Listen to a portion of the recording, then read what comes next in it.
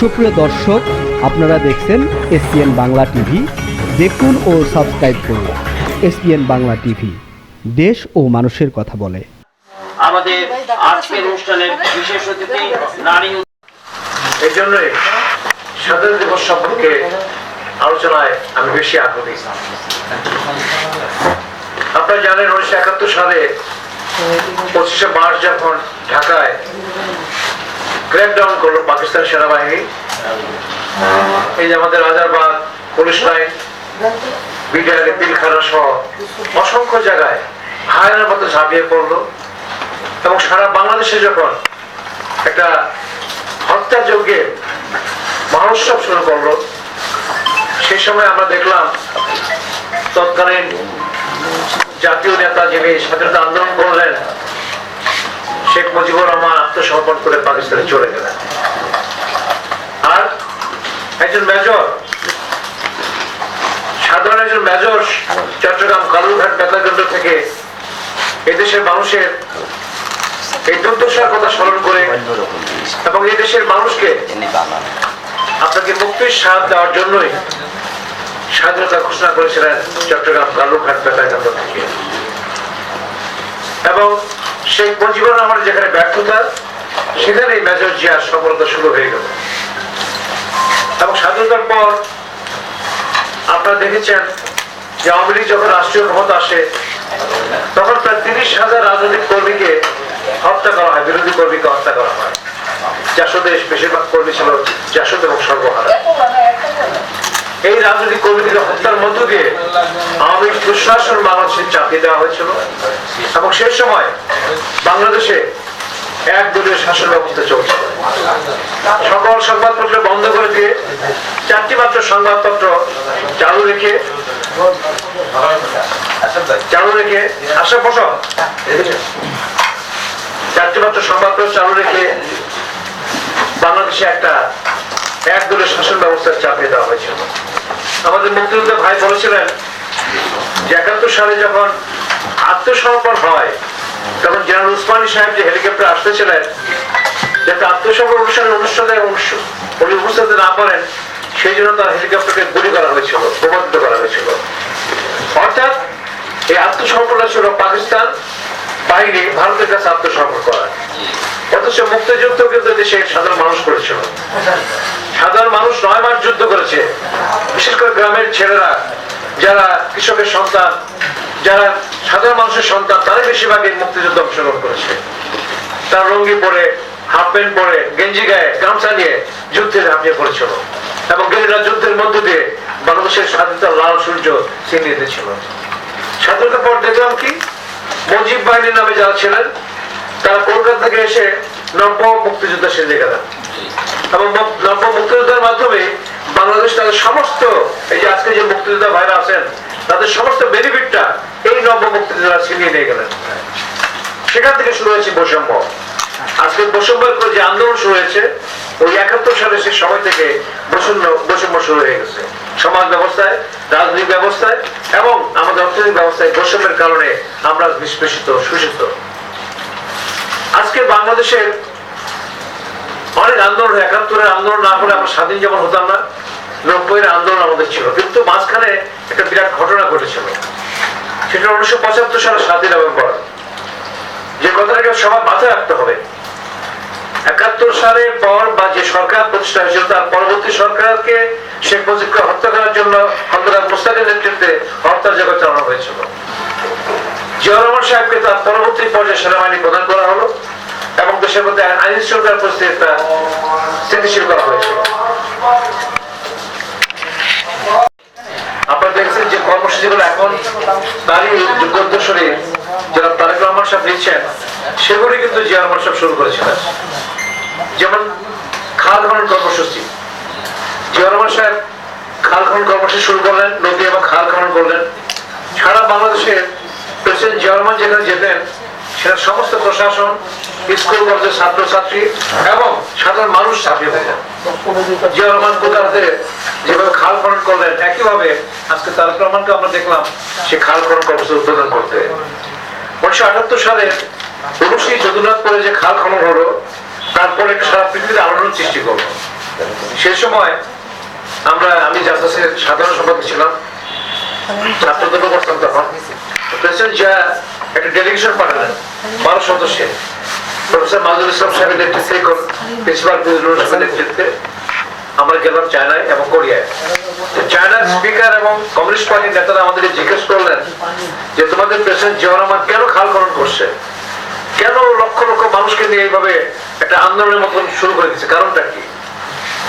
আমরা বললাম যে তোমাদের যে মাও সেতুং, আমাদের মহান নেতা একটা কালচার রেভলিউশন করছে, এবং কালচার রেভলিউশন করতে যে সারা চায়নাকে একটা আলোড়ন সৃষ্টি করলেন। আফিম খাওয়া বুধ হয় যে একটা জাতিকে একটা উজ্জীবিত করলেন। ঠিক তেমনি আমাদের প্রেসিডেন্ট জিয়াউর রহমান একটা জীবনধারা জাতিকে উজ্জীবিত করার জন্য নিজে খাল খনন করলেন এবং সাধারণ মানুষকে সে কাজে সম্পৃক্ত করলেন। কেন এই প্রয়োজনটা খাল খননের? আমরা বললাম দেখেন, চায়না থেকে নদী আসছে আমাদের এখানে, হিমালয় থেকে নদী বয়ে আসছে আমাদের এখানে, ভারত থেকে আসছে, আন্তর্জাতিক অনেক নদী আমাদের এখানে আসছে। আমরা ভাটি অঞ্চলে বাস করি, আমাদের উজানে হলো ভারত। 54টা নদীর পথের গতিপথ বন্ধ করে দেওয়া হয়েছে, সে পানিগুলো তারা ব্যবহার করে, আমরা পাই না। বন্যার সময় একেবারে 54টি নদীর পানি খুলে দেওয়া হয়, গেট খুলে দেওয়া হয়, এবং বাংলাদেশ ভেসে যায়, এবং সমস্ত বাংলাদেশের সম্পত্তি ভেসে গিয়ে বঙ্গোপসাগরে পড়ে যায়, অর্থাৎ আমরা নিঃস্ব হয়ে যায়। সে সময় মার্কিন যুক্তরাষ্ট্রের পররাষ্ট্রমন্ত্রী 74 সালে বলছিলেন কিসিঞ্জার যে বাংলাদেশের বটমলেস বাস্কেট, তলাবিহীন জড়ি, যেখানে রাখলে কিছু থাকে না, সব চলে যায়, দুর্নীতি হয়, লুটপাট হয়, সবকিছু হয়। সেই তলাবিহীন জাতিকে জিয়াউর রহমান সাহেব সেই খাল খননের মধ্যে এই পানিগুলো জিয়াউর রহমান ধরে রাখলেন, বলেন যে পানি বন্যার সময় যে পানি আসবে নদী এবং খাল খননের মধ্যে দিয়ে পানিকে আমরা ধরে রাখবো, এবং এই ধরে রেখে শীতের সময় আমরা আবাদ করবো, 1 ফসলের জমি 3 ফসল আবাদ হবে আমাদের। এবং সেই সময় আপনারা জানেন, আমাদের অনেকে জানেন, বয়স্ক যারা, যে বাংলাদেশ থেকে, দুর্ভিক্ষের দেশ বাংলাদেশ, সে সময় চাউল রপ্তানি করছিল জিয়াউর রহমান সাহেব। অর্থাৎ খাল খননের যে আমাদের রেজাল্টটা তাৎক্ষণিকভাবে খুব অল্প সময়ের মধ্যে আমরা পেয়েছিলাম। খাল খনন কর্মসূচি অনেকে অনেক কিছু বলতে পারে, কিন্তু এটা একটা আমাদের দেশের জন্য লাভ। এই কারণে ভাটি অঞ্চলে বসবাস করি, পানি ধরে রাখার জন্য আমাদের এই যে ড্রেনেজ সিস্টেম চালু করতে হবে, পানি রিজার্ভার তৈরি করতে হবে, এবং আমাদের কৃষি উৎপাদন দ্বিগুণ করতে হবে। এটা তারেক রহমান সাহেব আজকে এই কর্মসূচি গ্রহণ করেছেন, এবং আমার মনে হয় জিয়াউর রহমানের যে রাজনৈতিক দূরদর্শিতা, যে দর্শন, যে ফিলোসফিক্যাল আইডিয়া, এগুলো তারেক রহমান ধারণ করেছেন এবং সেগুলি কার্যক্রম করছেন। আরেকটা জিনিস আপনারা লক্ষ্য করেন যে ফ্যামিলি কার্ড, 4 কোটি ফ্যামিলি কার্ড দেবে, বিশাল ব্যাপার। 4 কোটি পরিবারকে ফ্যামিলি কার্ড দেওয়া বিশাল একটা মহা উৎসব। এটা 2,500 টাকার একটা ফ্যামিলি কার্ডের সহজে পাবে একটা ফ্যামিলি মেম্বার। একটা গ্রামের মধ্যবিত্ত বলেন, নিম্নবিত্ত বলেন, 2,500 টাকা পাচ্ছে প্রতি মাসে। কত সংস্থা লাগছে তাদেরকে। এটা যদি করতে পারেন, দেখবেন যে আমাদের নিম্নবিত্ত এবং মধ্যবিত্ত শ্রেণীটা কিন্তু সচ্ছল হয়ে যাবে। আচ্ছা, 2 নম্বর আরেকটা কাজ করছেন কি, প্রায় 1 লক্ষ মহিলা মাঠ কর্মী নিয়োগ করবেন, স্বাস্থ্য কর্মী। এর বেশিরভাগ মহিলা হবে, 90% মহিলা হবে। এদেরকে কাজে লাগাবেন কি প্রিভেন্টিভ, যে স্বাস্থ্য অসুস্থ হওয়ার পরে চিকিৎসা না, চিকিৎসা অসুস্থ হওয়ার আগেই আপনাকে প্রিভেন্টিভ করতে হবে। এই সচেতন করার কাজগুলো করার জন্য এই কাজগুলো করতেছেন। একটা নতুন আইডিয়া নিয়ে আসছেন, যে কথা তারেক রহমান সাহেব আসার পর বলে যে আই হ্যাভ প্ল্যান। প্ল্যানটা কি? দেশের মানুষ, জনগণ এবং মানুষের কল্যাণে তার কাজগুলো করতে পারে। আজকে দেখেন যে কৃষি কার্ড, কৃষকদের লোন 10,000 টাকা মৌকুব করে দিয়েছেন অলরেডি। মানে 1 মাসের মধ্যে যে কাজগুলো তারেক রহমান করছেন, আমার মনে হয় আগামী 5 বছরের মধ্যে, বাংলাদেশের 5 বছরের মধ্যে বাংলাদেশের মানুষ বুঝতে পারবে যে বিএনপি ক্ষমতা আসলে যে কাজগুলো করে তারেক রহমান, জিয়াউর রহমান এবং খালেদা জিয়ার রাজনৈতিক বন্ডিং হিসাবে একই কাজগুলো করতেছেন, এবং এইভাবে দেশকে স্বনির্ভর করবেন। জিয়াউর রহমানের সময় এই যে আমাদের মাহাথির মোহাম্মদ, মালয়েশিয়ার সাবেক প্রধানমন্ত্রী, উনি 81 সালে বাংলাদেশে আসলেন। বাংলাদেশে এসে জিয়াউর রহমান সাহেব বসলেন, তার পরিকল্পনা জানতে চাইলেন। জিয়াউর রহমান সাহেব বললেন যে আমাদের পরিকল্পনা হলো একটা আধুনিক বাংলাদেশ, একটা স্বনির্ভর বাংলাদেশ আমরা করতে চাই। আধুনিক স্বনির্ভর বাংলাদেশ করার জন্য কি এই পরিকল্পনা আমরা গ্রহণ করছি। জিয়াউর রহমান তার পরিকল্পনার কথা বললেন, এবং তার পরিপ্রেক্ষিতে মানুষে গিয়ে আমাদের মাহাথির মোহাম্মদের যে মানুষের সাবেক পররাষ্ট্রমন্ত্রী, প্রধানমন্ত্রী, ওই দেশে এমন উন্নয়ন ঘটালেন যে মানুষের একটা মাছ চাষের উপর নির্ভর ছিল, সমুদ্রে মাছ আহরণ করতো, বিক্রি করতো। সেই মানুষের কোথায় চলে গেছে? মানুষের লোক আগে আমাদের দেশে কাজ করতে আসতো, এখন আমরা মানুষের কাজ করতে চাই। কত উন্নত হয়ে গেছে তারা। অর্থাৎ আইডিয়া আপনাকে প্রয়োগ করতে হবে এবং এক্সিকিউট করতে হবে। আপনি যদি নতুন কোনো আইডিয়া না দেন তাহলে হবে না। মাসুদুম কি করছে? মাসুদ রেভলিউশনের পরে 20 বছর বিশ্ববিদ্যালয় বন্ধ করে দিচ্ছে যে টেকনোলজিক্যাল ট্রেনিং দাও তোমরা, টেকনিক্যাল ট্রেনিং হবে। এই ছেলেদের যুব সমাজকে তুমি টেকনিক্যাল ট্রেনিং দেয়, তাহলে এই ছেলেগুলো কোথায় যাবে? 50 বছর পরে সে সময় বেজিং এ, আজকের যে বেজিং তখন পিকিং ছিল, বেজিং এ একটা ইনস্টিটিউট ছিল, প্রায় 50,000 ছেলে মেয়ে একসঙ্গে ট্রেনিং দিত। আমাদের ছেলে নিয়ে যাওয়া হলো, বলে যে এই যে ছেলেমেয়েরা যে ট্রেনিং দিচ্ছে, সেই সময় ড্রোনের কথা শুনে নাই আমরা। ড্রোন তৈরি করার চেষ্টা করতেছে, টেলিভিশন করে দিচ্ছে, জাহাজ করে দিচ্ছে, প্লেন করে দিচ্ছে, এরা সব তৈরি বাচ্চারা তৈরি করতেছে, কম্পিউটার করে দিচ্ছে। বললো কেন এই কাজগুলো, কি ট্রেনিং হচ্ছে এটা? তো বললো যে 50 বছর পর আমরা সারা পৃথিবীকে অর্থনৈতিকভাবে ডমিনেট করবো আমরা। টার্গেট থাকতে হবে, আমার টার্গেট দায়িত্ব। সেই চায়নার টার্গেট কোথায় গেছে? আজকে চায়না সারা পৃথিবীকে অর্থনৈতিকভাবে ডমিনেট করতেছে। এমন কোনো জিনিস নাই যে চায়না মানুষ ব্যবহার করা হয়, সুই থেকে শুরু করে রকেট পর্যন্ত চায়না তৈরি করে। একটা দেশ কোথায় চলে গেছে? আর আজকে আমরা ক্ষুদ্র একটা দেশ, 18 কোটি মানুষের একটা দেশ, আমরা কেন পারবো? আমাদের মধ্যে শক্তি আছে। আমেরিকা দেখলাম আমাদের যুব সমাজের কাজে লাগে তারা। ইউরোপ, আমেরিকার, বাংলাদেশি, ইন্ডিয়ান এবং নেপালের লোকদের পাশে, শ্রীলঙ্কার পাশে দেখলে বাংলাদেশকে তারা চয়েস করে। কারণ এই ছেলেদেরকে ডিভোশন আছে, চিন্তা ভাবনা আছে, কাজ করতে চায়, সৎভাবে জীবনযাপন করতে চায়। এই মানসিকতা কাজে লাগাতে হবে। আজকে যদি আমাদের যুব সমাজকে ট্রেনিং দেন, যে কথা তারেক রহমান সাহেব বলছেন, যে শুধু ট্রেনিং দিলে হবে না, এদের ভাষাও শেখাতে হবে। জাপান প্রায় 1 লক্ষ লোক নেবে, কারণ জাপানি ভাষা আপনি জানেন না, আপনাকে পাঠানো হলো, কিভাবে সম্ভব এটা? আপনি ট্রেনিংও নেবেন এবং সে ভাষাও শিখবেন। শিখে যদি আপনাকে পাঠানো হয়, যেখানে 10,000 টাকা বেতন পাবে সেখানে 1 লক্ষ টাকা বেতন পাবেন আপনারা। সৌদি একই অবস্থায়, কোরিয়া একই অবস্থায়। এই কোরিয়া ছেলে আমাদের প্রচুর লোক গেছে বেতন দেওয়ার সময়, সে সময়। এই জিনিসগুলো আমাদের যুব সমাজ, জিয়া রহমান সাহেব কি করছেন, যে আমাদের কি সৌদি আরবে গাছ লাগাইতে হবে, নিম গাছ, যেটাকে জিয়া গাছ বলে, জিয়া ট্রি বলে। এখন এই নিম গাছ নিয়ে গেলেন, তো পাশে বললেন যে এটা কি করে, এটা মরির মতো লাগান আপনি, তাকে একটু পানি দিয়ে চর্চা করেন, দেখ কোথায় দাঁড়ায়। আরাফাত ময়দান তো যারা গেছেন আপনারা জানেন, আগে মরুভূমি ছিল, এখন কি হয়েছে, ওই গাছগুলো বড় হয়ে ছায়া দিয়েছে এবং একটা অরণ্যের মতো হয়ে গেছে, সবুজ অরণ্য আরাফাত ময়দান। আল্লাহর রহমত, এখন মানুষের বলে জিয়া ট্রি। এই আইডিয়া গুলো জীবন অঞ্চল, ছোট্ট জিনিস, কিচ্ছু লাগে না। নিম গাছের চারা নিয়ে গেছেন, উনি বলছে তোমার দেশ কি চাও তুমি, তার কত বিলিয়ন ডলার চাও? বলছে আমার টাকা চাই না, ভিক্ষা চাই না, আমার লোকগুলো কাজে নেবে। এই মুক্তিযোদ্ধা ভাইরা আছে, প্রচুর মুক্তিযোদ্ধা বিনা পয়সা তখন ট্রেনিং এ ছবি পারছে জিয়া রহমান সাহেব। জনশক্তি শুরু হলো সেখান থেকে। আজকে জনশক্তি যে আমাদের আর্ন করে, যে রিমিটেন্স পাই আমরা, সেখান থেকে পাচ্ছি আমরা। এই জিনিসগুলো চিন্তা করতে হবে আমাদের সবাইকে। এখানে যারা সামাজিক নেতৃবৃন্দ আছেন, বিভিন্ন তাদেরকে চিন্তা করতে হবে যে নতুন নতুন একটা আইডিয়া শুরু করে মানুষকে আগে নিতে হবে। সারা পৃথিবী কোথায় চলে গেছে? আমরা যদি এখনো আমাদের প্রেসিডেন্ট মারি, প্রধানমন্ত্রী মেরে ফেলবো, কিছু কাজ করলে তাকে ধ্বংস করে ফেলবো, এই মানসিকতা তৈরি না করে সম্মিলিতভাবে কাজ করতে হবে। এই যে আজকে পার্লামেন্ট, এই পার্লামেন্ট দেখেন কত রক্ত দিল, এই পার্লামেন্ট প্রায় 10,000 ছেলে মেয়ে রক্ত দিল। তারা কোথায়? তারা তো নাই, তারা রক্ত দিয়ে চলে গেছে। কি জন্য দিল? একটা গণতান্ত্রিক সমাজ ব্যবস্থা প্রতিষ্ঠা হবে, মানুষের মূল্যবোধ প্রতিষ্ঠা হবে। যে ছেলে আমাদের ভাই বললেন যে বললো এই মানুষ দেখতে চায় না এগুলো, এই ছেলেগুলো অকাতরে জীবন দিল।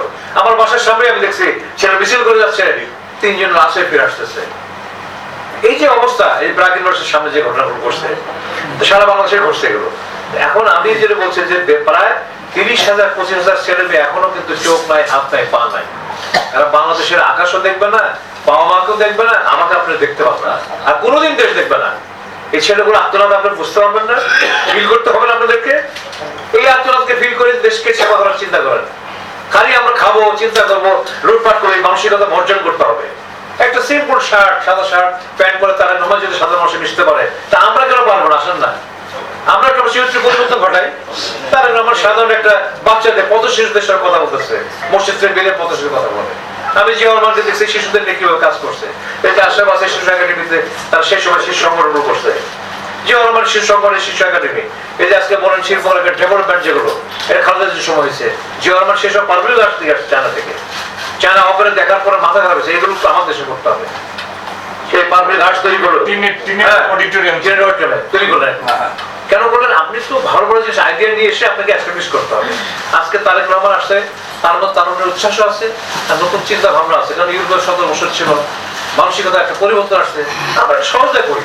পার্লামেন্টে যেভাবে ভাষায় কথা বলে বিরোধী দলে অনেকে আমার বন্ধুরা, আমাদেরই তারা এইভাবে কথা বলা ঠিক না, গঠনমূলক করা উচিত। যাতে এটা হাসবে মানুষ চিন্তা করে। এত রক্তের বিনিময়ে এই পার্লামেন্টে আজকে এই ধরনের আলোচনা হয়। কাজে আমার মনে হয় সরকার এবং বিরোধী দল সবাই মিলে দায়িত্বশীল ভূমিকা পালন করতে হবে। দেশের স্বার্থে একটা জাতীয় ঐক্য আমাদের দরকার। আজকে জাতীয় ঐক্য না হলে কি হবে, আবার কিন্তু আমরা অতল গপ্পরে হারিয়ে যাব। আজকে তারেক রহমান সাহেবের যে নেতৃত্ব বাংলাদেশে আছে, এই নেতৃত্বের কারণে হয়তো 1 মাসের মধ্যে মানুষকে কি মূল্যায়ন করবেন, 1 মাসেই বোঝা যায় মর্নিং শোজ দ্য ডে, যে সকালে সূর্য থেকে পথের দিনটা কেমন যাবে।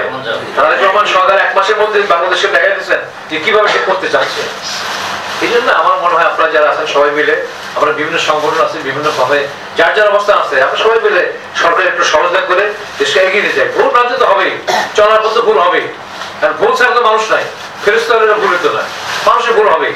সেই ভুলটা যদি না হয় সংশোধন করার জন্য আমাদের এগিয়ে যেতে হবে, সবাই সময় ধরে এগিয়ে যায়, এটাই আমাদের প্রত্যাশা। স্বাধীনতা দিবসের আলোচনায় আপনাদের অনেক সময় নিলাম, আপনারা মাফ করবেন। আপনাদেরকে ধন্যবাদ জানাচ্ছি এই কারণে যে আজকে এই যে আমাদের দিশা এবং এই যে অপু এরা যে আয়োজন গুলো করে মাঝে মাঝে ভালো লাগে। আর আমাদের ব্যাপার তো বহুত আগে থেকে, সে 2000 সাল থেকে শুরু করছে, এখন আসি। হ্যাঁ, এই জন্য আমার মনে হয় আসেন সবাই সময় ধরে কাজগুলো আমরা করি, এবং যে চেতনা, স্বাধীনতার যে চেতনা ভাই যে বলছেন, এই চেতনা আমরা জাগ্রত করতে হবে। যে সিদ্দিক ভাই বলছেন তার বক্তব্যের মধ্যে যে আমাদের সংস্কার করতে, সংস্কার কি, জনপ্রশাসন মন্ত্রণালয় কেন জনগণ প্রশাসন করবেন না, এই সুন্দর কথা বলছেন। চিন্তা আনতে আইডিয়া দিতে হবে, তো এখন এই আইডিয়াগুলো থ্রু করতে হবে আপনাকে, এগুলো বলবেন। তাই এই জন্য আমার মনে হয় যে আমরা আমাদের যার যার অবস্থা থেকে একজন একটা চিন্তা ভাবনা করে যদি আমরা থ্রু করি, এটি কার্যকরী হবে। আপনার দেখা যায় যে ফেসবুকে অনেক জিনিস আছে, এরপরে কিন্তু দেশের প্রধানমন্ত্রী দেখার পরে সে সংশোধন হয়, এটা 100 হয়। এখন তো অনেক চোখ, 18 কোটি মানুষের তখন কত 36 কোটি চোখ হয়ে গেছে, এবং সমস্ত মোবাইল আছে, সমস্ত কেউ ঢাকার কোনো স্কোপ নাই, একটা অনলাইন করে কোনো ঢাকার কোনো স্কোপ নাই, সবাই দেখতে পারবেন। এই যে মিডিয়া কত সহজ হয়ে আসছে, এই জন্য আমরা সত্যি ভাবে সবাই মিলে যদি কথা বলি, হয়তো ডাক্তার সাহেব বলছেন যে হাসপাতালে যে মিডিয়া নাই, মিডিয়ায় যে আমাদের যে ডিজিটাল মিডিয়া, এরা তো অনেক কাজ করে। এরা দেখেন যে এখন 10,000, 5,000, 3,000 করে তার কি আছে, ভিউজ আছে।